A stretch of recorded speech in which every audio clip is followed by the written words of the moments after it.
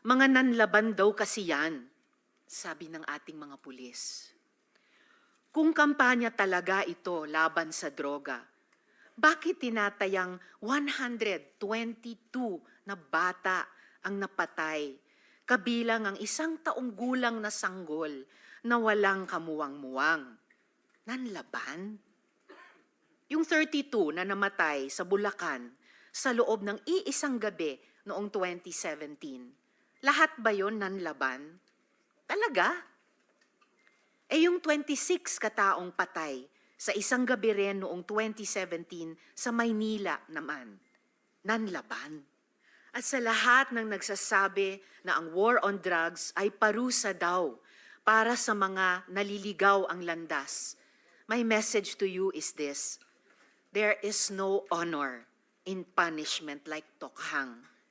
It should not be an honor to be called the Punisher when thousands of innocent people, including babies, have died in your name.